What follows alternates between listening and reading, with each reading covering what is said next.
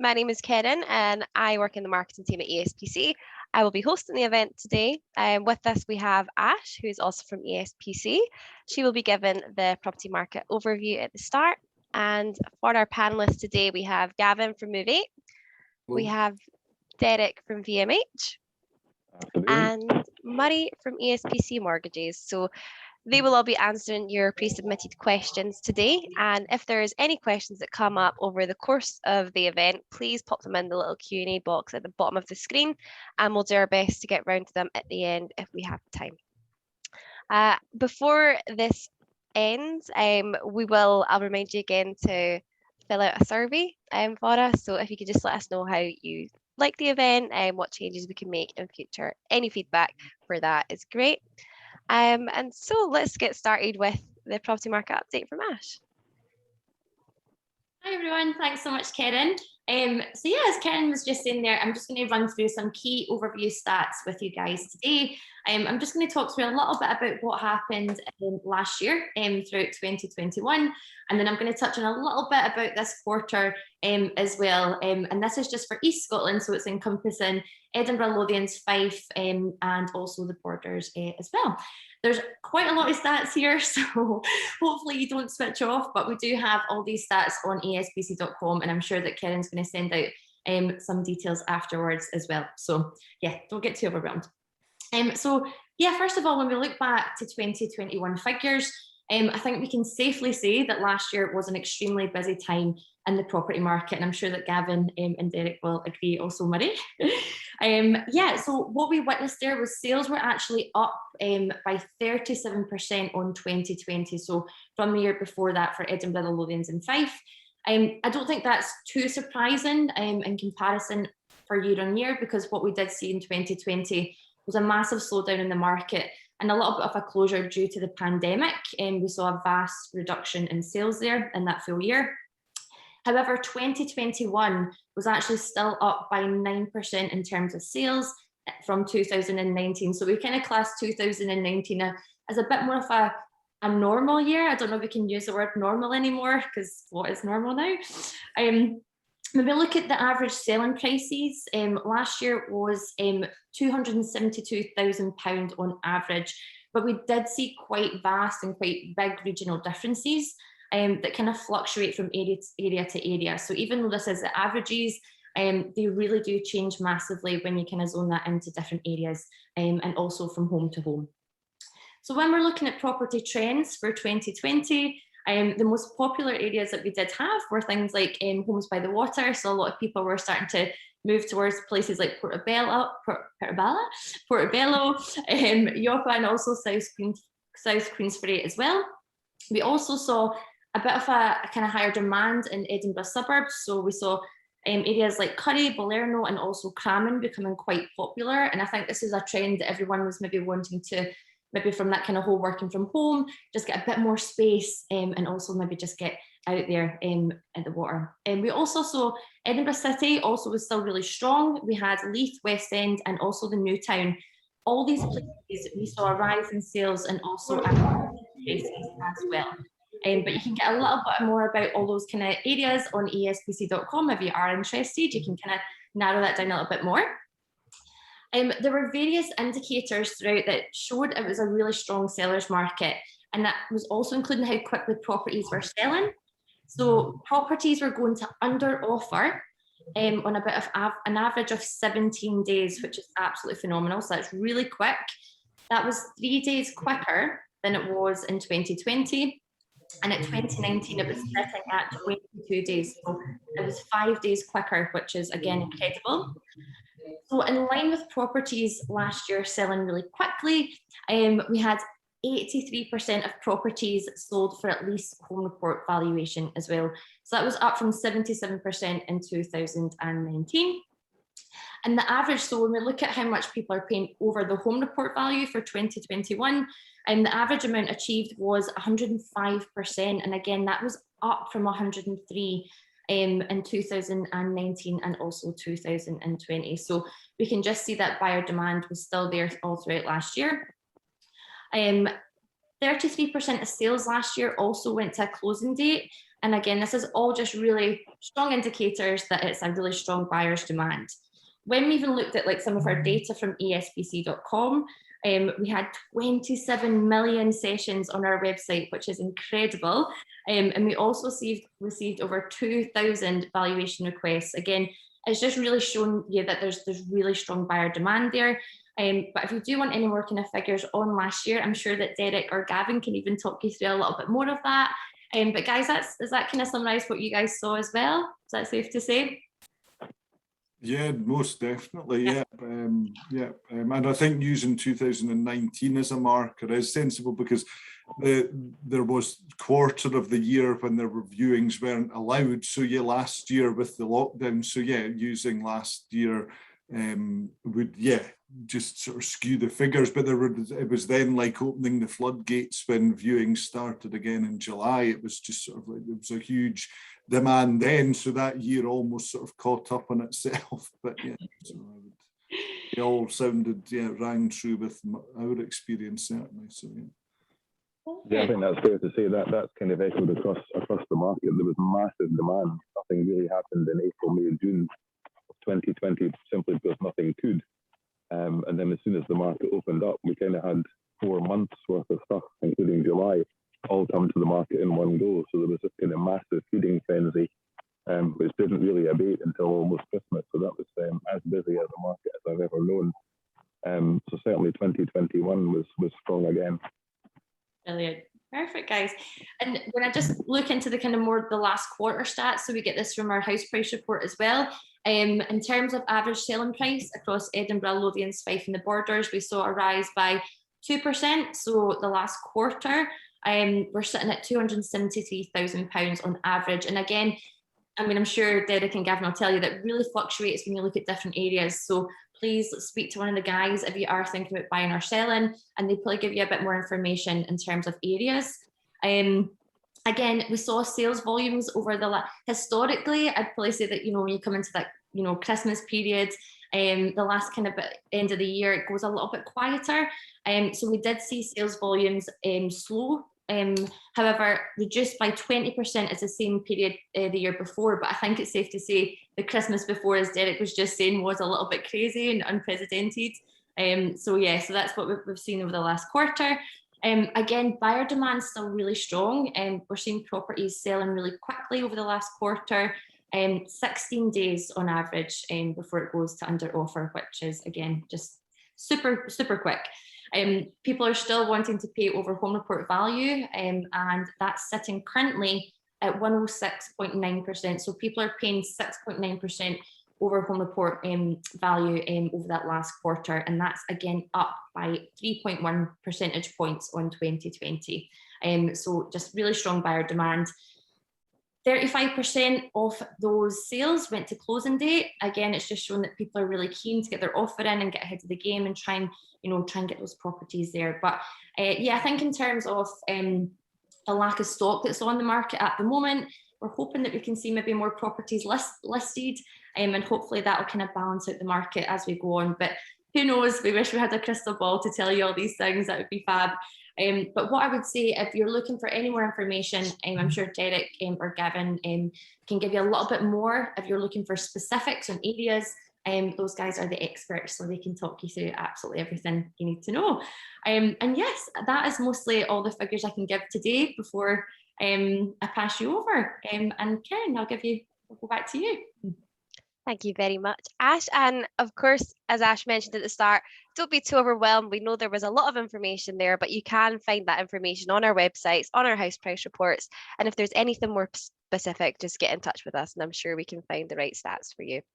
So next we'll move on to our Q&A. Thank you in advance to everyone who sent in the questions. We've kind of grouped some together that were similar. But if you feel that there's anything that we've not covered or anything that pops up over the course of this Q&A session, please pop it in the box. And like I said, we'll get round to it at the end if we can. So the first question is for Gavin. This person is interested in relocating to Scotland from England. What are the processes and tax differences if we keep a property in England and let it out versus selling? Good afternoon, everyone. Yeah, there are quite big differences. So as Ash was sort of hinting at, the first thing, if you're thinking of buying a property in Scotland, certainly in the ESPC areas, to instruct an ESPC agent. So they're best placed to give you the advice on the local market and just provide the best advice. And in Scotland, unlike in England, you require a solicitor to make a formal offer for a property, whereas in England, everything's negotiated through, you're dealing directly with an estate agent who sort of somewhat bizarrely acts for both the seller and the buyer at the negotiation stage, which here things are sort of kept separate. You're represented by your own solicitor, who then puts the formal offer into the estate agent who's selling the property. So that, well, we would of course say that's a better procedure, but certainly it works pretty well and keeps things, makes sure one person's acting for the buyer and one person's acting for the seller. So that works very well. You are, of course, free when interested or just making initial inquiries about a Scottish property to deal direct with the estate agent to arrange viewings and things and just to find out a bit more information. But when it comes to making a formal offer, you need a solicitor to do that. So an ESPC, if you need any sort of recommendations, or obviously you can go to family and friends or colleagues might be able to point in the direction as well. As for tax differences, there are tax differences, sort of generally speaking. If you're retaining a property or have other issues like rental income or whatever, you are best to consult with an accountant. Certainly, I speak for myself, but quite a lot of other residential property solicitors wouldn't be experts in sort of general tax advice. So if you were needing specific advice on capital gains tax or the like, which would be an issue if you were retaining a property, you'd be best to consult with an accountant. So that's certainly the advice on that. But the property tax is now called two different things. In England, it's still called stamp duty, whereas here it's called land and buildings transaction tax. So there are different rates, thresholds and things that apply. So again, sort of a solicitor would be able to advise you on that. A Scottish solicitor would advise you on how that works.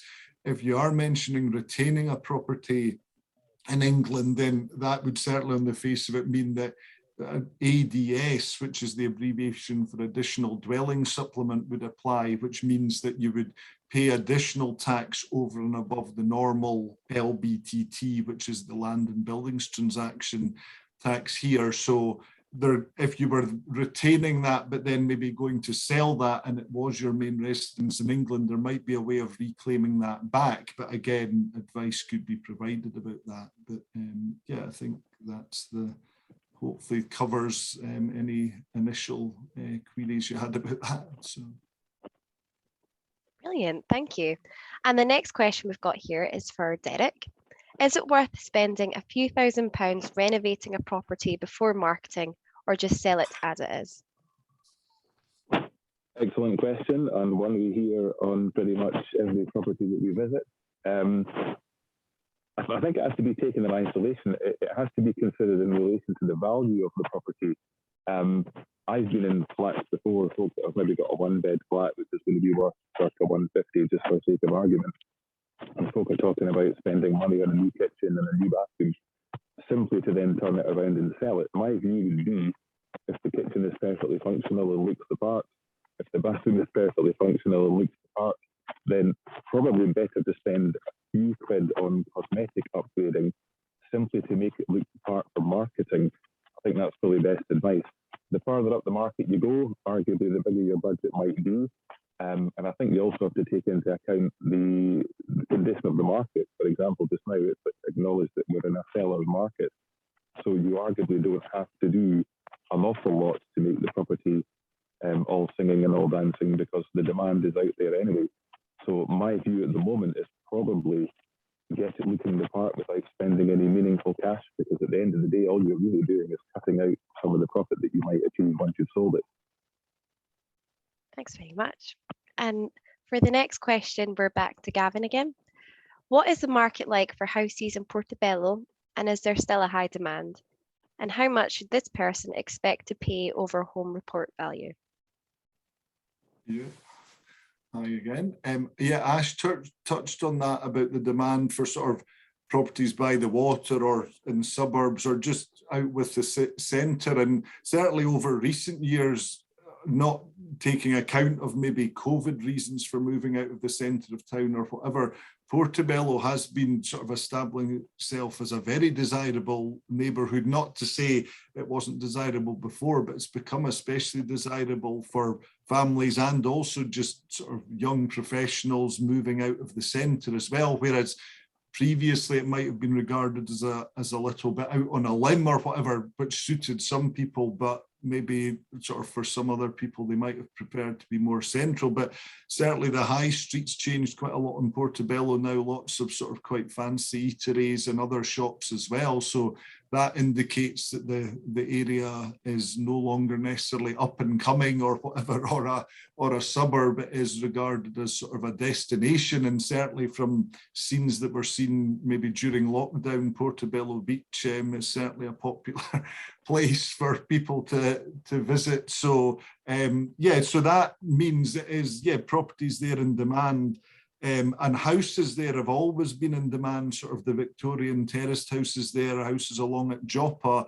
There aren't huge numbers of houses there, and it's a sort of mixed area, Portobello, with a mix of flats and houses. So that in itself creates a bit of demand. If lots of people are wanting to move into houses there and there aren't many houses, that in itself creates demand, aside from the sort of factors Ash was touching on, just with general sort of maybe COVID related moves as well, or people able to work from home as well that don't need to be in the centre anymore. So yeah, at the moment, their smaller flats are a bit slower to sell. There are more options maybe available to people looking for flats who might still want to be in the centre or whatever, because there are still quite a lot of those available. But larger properties, yeah, attracting sort of lots of interest and demand just throughout the last year or whatever as well. Also, in terms of the figures, yeah, the average above home report value is probably about 5,000 above home report value.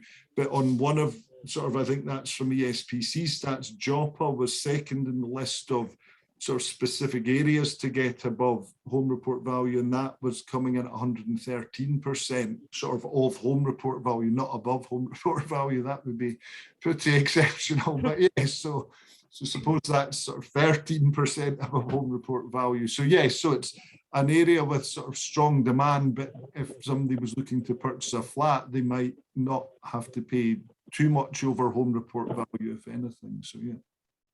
Brilliant, thank you. Okay, if I just quickly add to that. Sure. I don't think it's anything that's peculiar to Portobello. I think there's been a massive demand for houses in general since the whole lockdown versions 1, 2, and 3. Outside space, so anything with a garden or a balcony or a terrace or a patio, has become massively desirable. Second on the list of requirements seems to be a space where you can work from home that doesn't encroach on a kitchen table or sitting at a bedroom, as some of us are maybe at the moment. So that's just indicative of a kind of shift in lifestyle and a shift of requirements. A lot of people have decided during the course of lockdown that maybe the house that they have doesn't actually work for them anymore. We saw a huge shift away from kind of traditional tenement flats in the city centre. Folk moving to the coast, as has been said already, down to the border, Peebles, Fife, the Isle of Arran in one case. Selling a 350 grand flat and going and buying a small holding with sheep and a dog and all the rest of it. So it's just a massive shift in lifestyle. And the problem has been exacerbated, of course, by the well-documented lack of supply in the market as a whole. So, yeah, stats can appear however you want them to appear, but I think it's a case of kind of speaking to your agent, getting a bit of a feel for a specific street or specific area, and we can kind of drill it down and give you appropriate feedback as to what you might need to pay to secure the property of your dreams. Thank you very much, Derek. Thank you. All right. The next question is for Murray.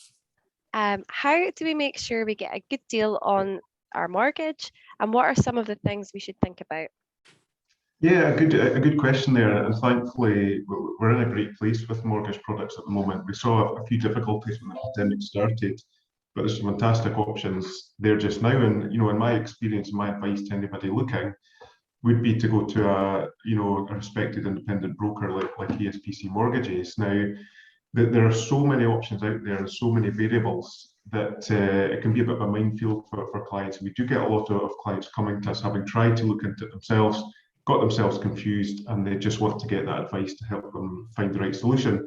In terms of things to think about, as I touched on, there's so many variables. You need to factor in, how much a lender will be prepared to lend you. Are there any fees associated to a particular product? And I think really importantly, the eligibility for a product, because although somebody may find something on a search engine, more often than not, there's something about that product that means they're not eligible. So it could be things like how they're paid. Are they on a permanent contract? Are they a contractor, fixed term contractor, self-employed? All of these types of things will have an impact on the type of product available. The level of deposits also pretty key.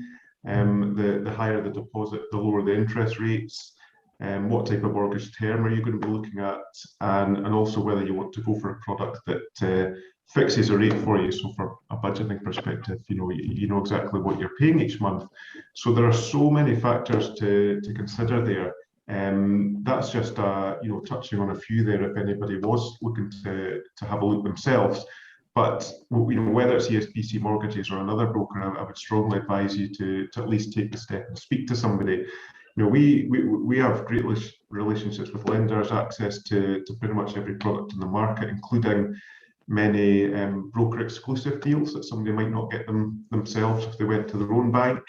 And our job really is to go through all of these factors that I mentioned there and find the right solution, for a client. And we use our experience to do that. It's not just the finding the product, submitting the application, following that up, speaking to the lenders, overcoming any obstacles. That's all something that we would do on a client's behalf, and really just takes away the stress of the whole house buying process for them. So it's really just a full hand-holding service that a broker would provide right from the initial inquiry through to picking up the keys. So that's my advice, and hopefully there's a couple of factors there that somebody can take away and think that they need to look into that when trying to find the best deal for themselves. So I think that hopefully that's provided some information there. Thanks very much, Murray. That was great. Could I just chip in there, Karen, just to say, as an individual and solicitor, I can say a good broker's worth their weight in gold in terms of taking the pain out of applying for a mortgage or getting good updates if you're a solicitor acting for a purchaser or whatever, in terms of finding out what stage the mortgage is at and things, and also making, if any queries or problems arise, maybe once the mortgage offer's out or whatever, certainly a good broker can really assist. Whereas if you were dealing with a lender as an individual, there's, as Murray mentioned, sort of forms to submit that you would all have to do yourself. And yeah, I think we've discussed sort of previously, sort of the individual might be hanging on the phone to try and get through for an hour, whereas the broker maybe has a sort of hotline to the business development contact that the lender might be able to get through and resolve any issues quicker. So yeah, so just yeah, no, thanks, Gavin. I totally agree with that. Having been in the position where I've gone through it myself, outside of being a broker, it can be a pretty painful process. But you're right, we've got contacts within pretty much every lender that we can access directly, and it allows us to overcome any obstacles or push things along that you may not be able to do otherwise. And we've got a team here that can help us with that. So yeah, it just comes back to the whole point of trying to make it as stress-free a process as we can, but also key in the early stages is to appoint a solicitor, like Gavin and Derek on the call today, because it's very important to have them in place so that if you find a property that ticks all your boxes, you're able to move, very quickly and act on that. So yeah, key to get the solicitor in place early in the process as well, I think. So. Brilliant. Thanks, everyone. The next question is for Gavin. How much can you expect legal fees to be? Yeah, I could say how long's a piece of string, but that wouldn't be a very helpful response. It would it would certainly be for the sort of legal aspects, sort of whether the conveyancing on the sale or a purchase transaction, you would be expecting to be a few £100 for either bit of that, but it does sort of vary from firm to firm, and sometimes the price can be an indicator of what service level you might expect to receive, but not always. So what you're best to do is get speak to family, friends, colleagues before, if you've not already got a solicitor, to just sort of find out sort of who they might recommend, because a recommendation is probably better than just basing on the cheapest quote or whatever. It might turn out that the cheapest quote is the best option, but that just depends. Sort of personal recommendation, looking at reviews and the like, are sort of the best way to go. Also, a bit of shopping around. Good agents should be prepared to sort of engage with you to find out a bit more about your circumstances and the transactions you have in mind, to be able to give you an accurate quote, because there's no point in them not finding anything out, giving you a sort of bog standard quote, and then it turns out you're buying a sort of 500-acre farm in Perthshire or whatever, and they've just quoted you £300 plus VAT or something like that. So yeah, it's a sort of two-way street in a way. The more information you can provide, and doing a wee bit of legwork in terms of shopping around, sort of the better you'll find it. And then you can also find out how people deal even at the quote stage, so you maybe get a feel for how good that firm are going to be throughout the process. Would also just say about sort of comparing quotes. If you are shopping around, sort of quotes can come in sort of different forms. So on a purchase transaction, the basic elements that you would always have, regardless of who you were using, would be just the core purchase fee, but you would have to pay the LBTT if it was applicable to your transaction. That's the property tax, and then registration dues for the title deed, and also any mortgage security deed that was involved.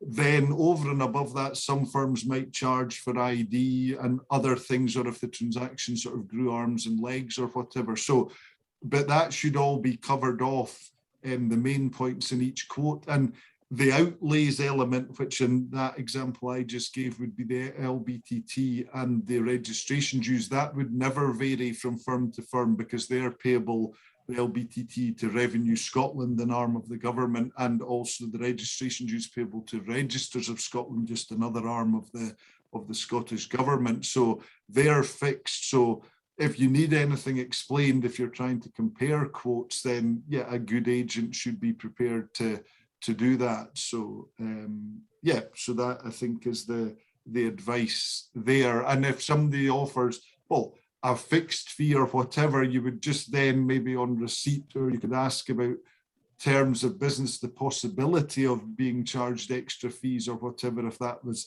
particularly sort of important to you or whatever. And in today's day and age as well, some firms, because source of funds, has always been a big issue, but is particularly a big issue for sort of law firms over the past few years, in terms of evidencing and finding out where a client's money has come from, and that's regardless of the work sort of Murray or a lender is doing on to sort of satisfy themselves. Sort of solicitors do as well. So depending on your source of funds, there could be charges payable for that. So if you're free to ask questions about that. But if, for instance, you were money from overseas or a gift or something, that could all involve a wee bit extra in terms of costs or whatever. So just giving as much information to the agent will ensure that you get the sort of most accurate quote. So,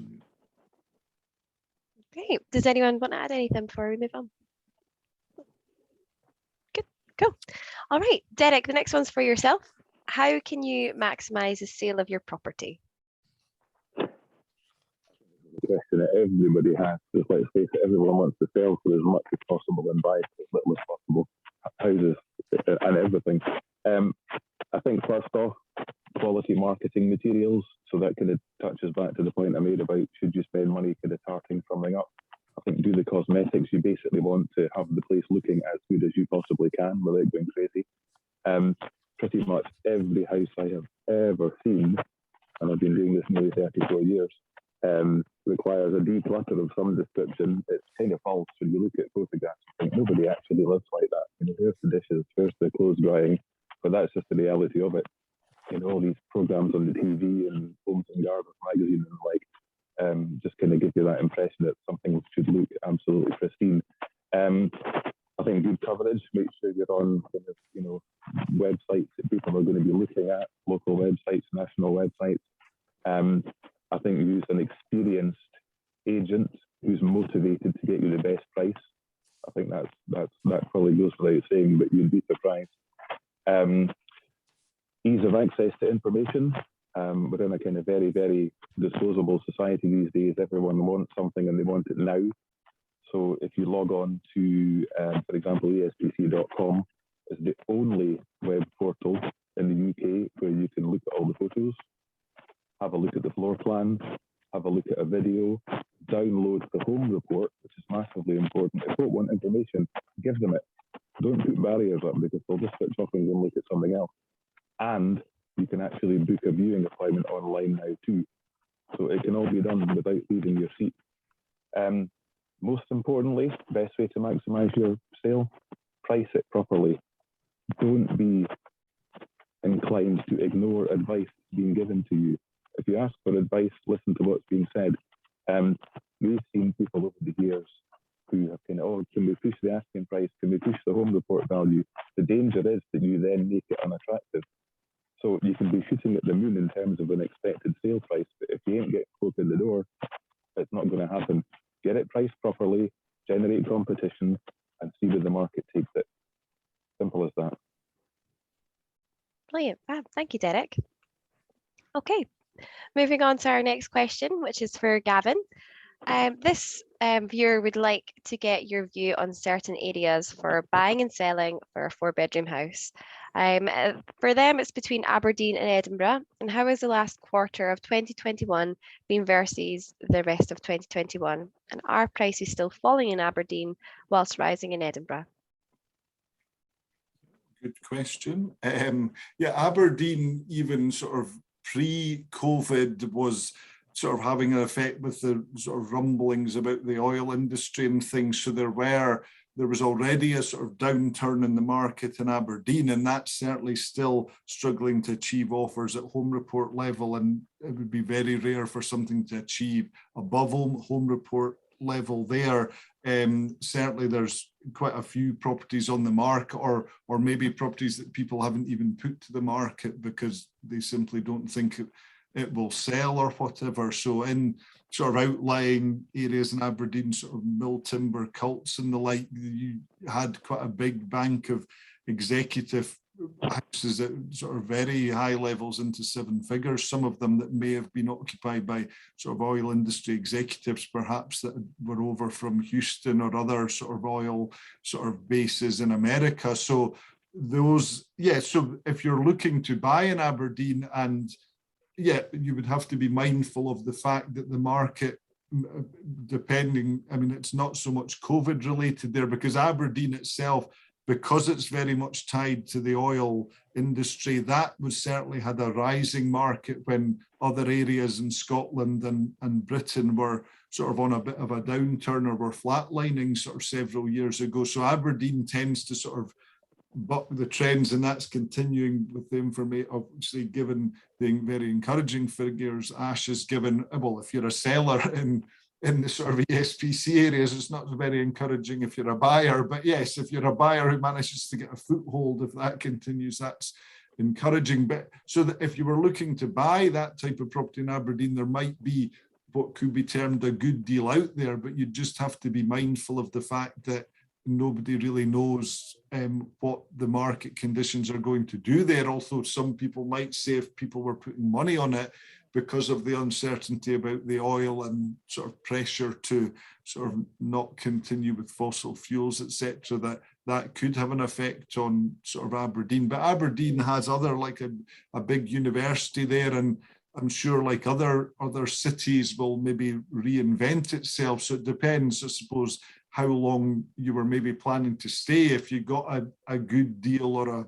a what you might think was a cheap deal for a 4-bedroom house because of market conditions at the moment, it would really depend on if you thought, well, this is a forever home, because yeah, that might be a great time to buy. Certainly in Aberdeen, in the centre, or there's lots of flats available that people had bought as investments that they're maybe now trying to shift, because they're maybe even trying to find it hard to find tenants for those properties who might previously have been people coming offshore and for 2 weeks, and although they maybe had a family home down south or elsewhere, they had that as a base sort of in Aberdeen for their 2 weeks off or their whatever off. So yes, so that's the position with Aberdeen.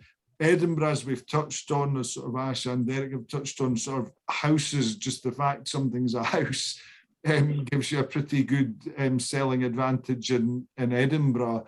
And again, the shortage of supply it means that you as a buyer, the person who's posed the question, will almost certainly be in competition with other people. But then that's all about sort of maybe taking advice from an ESPC agent on that as well, but also working out what are you buying the house for? Is it just to sort of take a bit of a punt for 2 or 3 years and then you might be moving on, or is it a sort of forever home that market conditions in the next 5 years or so aren't really going to bother you? So yes, that would be, and I think certainly, as Ash said with the figures, the Edinburgh market, because of the lack of supply, was, I suppose, in an increasing market in terms of like interest in properties even at quieter times. But yeah, the above home report average wasn't hugely sort of different. So yeah, but yeah, lack of supply means prices are high for things like houses. So yes. Thank you. Okay, I'm moving on to Derek. This viewer is asking how we choose a firm. Good question.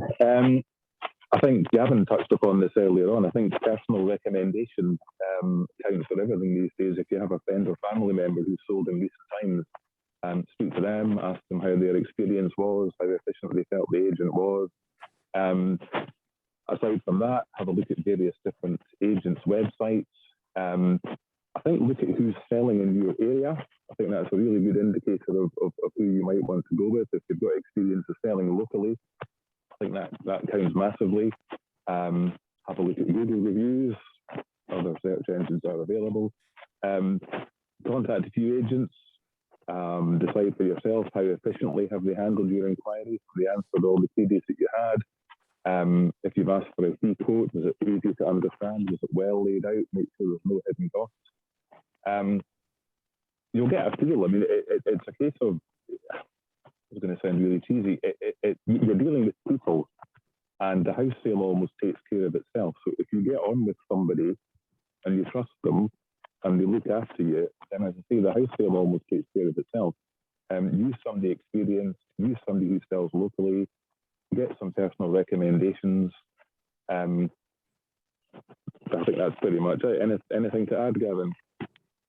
No, I would agree with that. I think it is a personal connection, because you could decide on just fee or anything. But I think if there's that sort of trust from the client of the estate agent and or solicitor or whatever, then that's key, because then everyone's getting off on the right foot, and then it means that the process is a lot smoother. And sometimes things don't go the way somebody's maybe planned. That can just be bad luck, but it means that if there is that trust there and respect, there isn't a sort of souring or blaming of anything on that, and it's just taken as the person still providing you with good advice. It's just a sort of bump in the road. So I think that's very important, sort of regarding someone as being able to regard someone as a trusted advisor. So Brilliant, thank you so much.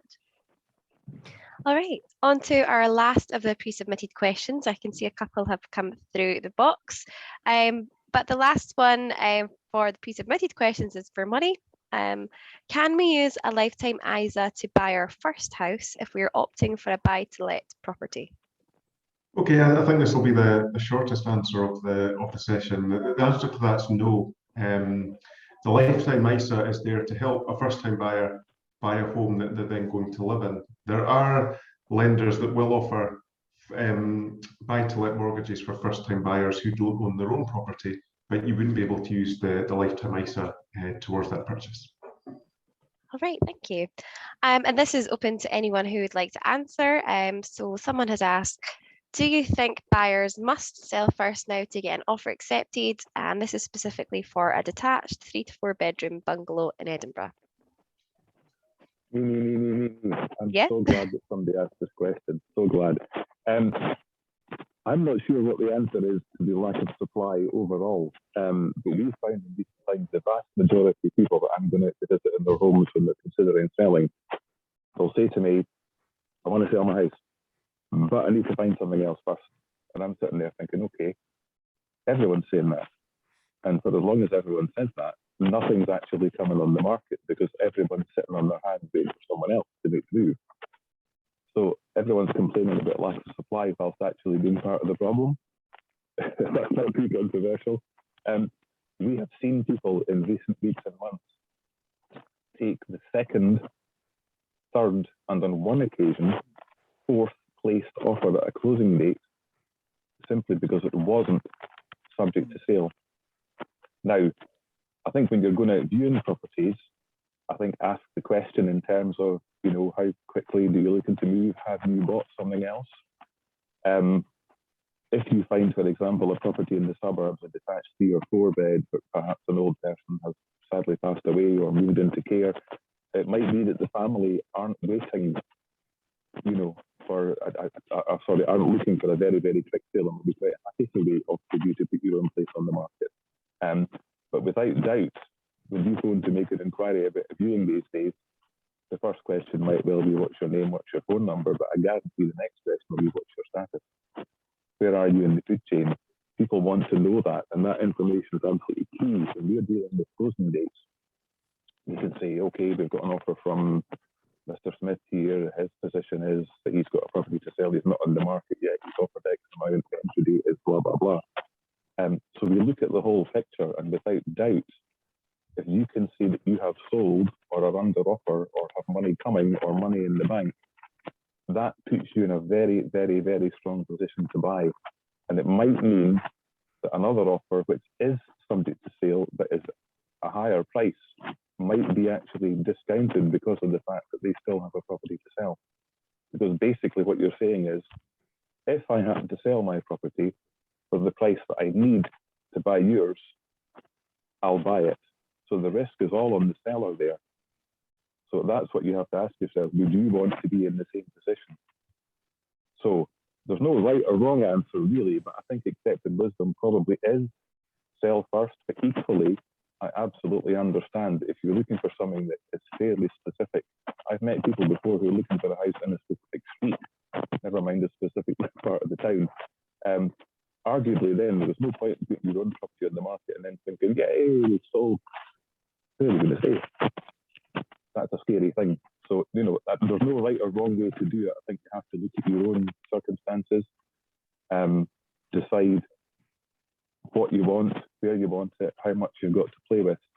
But I think you need to kind of show some kind of intent, be part of the way down the line, make inquiries, speak to an agent, get a steer for the kind of likely value that you're going to expect, how likely is it going to sell, get an idea of the fees so that you know what you can afford to spend, and then you can kind of go in with your eyes open. So the answer probably is yes, you will be in a better position if you've sold, but equally, as I say, the flip side of the coin is because of the lack of supply, things aren't just coming off every day of the week. So do you sell? You then have to move into rented accommodation, effectively chucking money out the door, move stuff into storage. It's a big thing, you know, short-term pain, long-term gain, maybe, but it's a big question. And as I say, there's no right or wrong answer, but you need more stock coming to the market, and that will eventually kind of satiate the demand, and prices will kind of flatten off a wee bit. All right, thank you. Does anyone want to add anything before we move on? No, I say, yeah, just very quickly, I totally agree with what Derek's saying there, and you're always going to be a more attractive option to a seller if you've sold your property and there's no chain, whether that be you're a first-time buyer and just don't have somewhere to sell, or you've already sold. But just from my own experience and the clients that I've dealt with over the last year, there's definitely been more offers accepted from clients who haven't sold their property. But what I've noticed, and maybe Gavin and Derek can add to this, is that they have been given a timescale within which they'd be expected to receive an offer from their property. So, you know, you definitely don't have to have sold. But yeah, echoing what Derek says, it definitely puts you in a stronger position, albeit I have seen more clients have offers accepted, but it then comes with a caveat that you need an offer accepted within a specific number of weeks, you know, for example. Yeah. Great. Yeah, I would agree with all of that. And yeah, it depends on the circumstance. How good is the offer that's maybe come in, or do you have children? Because that could mean that you're totally impossible to sort of go into temporary accommodation and things. Whereas, yeah, you might be prepared to do that. And as Derek said, it could be as specific as somebody looking to buy in a specific street and things. So it's all those factors. So I mean, speaking to the agent about your selling plans and hopes or whatever, but also then, especially if you're looking to buy in their area as well, just tapping into their knowledge of what's been happening or what's maybe likely to come up or whatever in the same area, if you're just looking to upsize in the same area. So yeah. Thank you. Okay, our next question. Do we have any data on the most recent sales prices achieved in relation to home report values in both Dunfermline and also for Aberdour? I am going to say yes, because it's on our house price reports, but does anyone want to add anything on those specific locations? Yeah, certainly Dunfermline on a sort of market update I saw just a couple of days ago was top of one of the, I think, the charts. I can't remember whether it was just volume of sales or the home report value, but certainly at the sort of almost sort of just immediately after the viewings were allowed to happen from July sort of what year about 2020 onwards, there was a lot, and I think Derek touched on that as well, sort of people sort of selling flats and realizing well, I think Derek gave the Arran example, but you could sell a flat, sort of a Gorgie flat or whatever, perhaps, and then buy a 1-bedroom flat and perhaps buy a 2 or 3 bedroom house in Dunfermline. And that was when people had been at home already for a few months. And as Derek mentioned again, sort of people keen to get a garden or whatever. And Dunfermline's always been an attractive commuting option anyway, but particularly if people thought, nobody was sure then, but thought then, well, yeah, I'm maybe going to be working from home forever or at least 2 or 3 days a week or whatever. So that sort of, yeah, so Dunfermline sort of had a huge spike, yeah, in interest in, yeah. I'm not so sure about Aberdour, but you would add in, unless my geography is completely wrong, you would get a bit of the water vibe there as well as the rural vibe. It's a while since I've been there, but yes, it does have the beach, I'm sure. So yes. Thank you very much. And our last question before we finish up today is how would the price offered to purchase a property differ if payment is being made by cash rather than a mortgage? And is this making a difference presently, especially if properties are going to a closing date? I'll quickly jump in. I'm sure Gavin's got something to add to this too. Hopefully trying to steal his thunder. Yes, I think is the short answer to that. A cash offer is always going to be attractive, but people seem to have different ideas as to what constitutes a cash offer. A cash offer is what it says on the tin. A cash offer is not, once we sell our house, we'll have the cash, because that's not a cash offer. That's a subject to sale offer. So a lot of people get confused by that. So if people have money in the bank, literally waiting to purchase a property, the other good thing about a cash offer is that you're not then relying on mortgage paperwork and all the rest of it coming through. So solicitors will hate me for saying this, but a cash transaction can invariably be turned around in a shorter time scale than if you're sitting back waiting for mortgages and all the rest of it to be approved.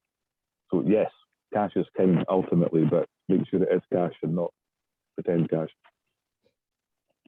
Yeah, no, I would agree with that. And again, it depends on the seller's circumstance. If somebody gave a significantly higher offer that was subject to sale, and maybe like the example Derek gave, it was an executor selling a house that weren't in any particular rush and thought, well, we'll hold out because that offers £10,000 more, and it doesn't really matter because it's not our personal property. If it falls through, we'll just remarket it again.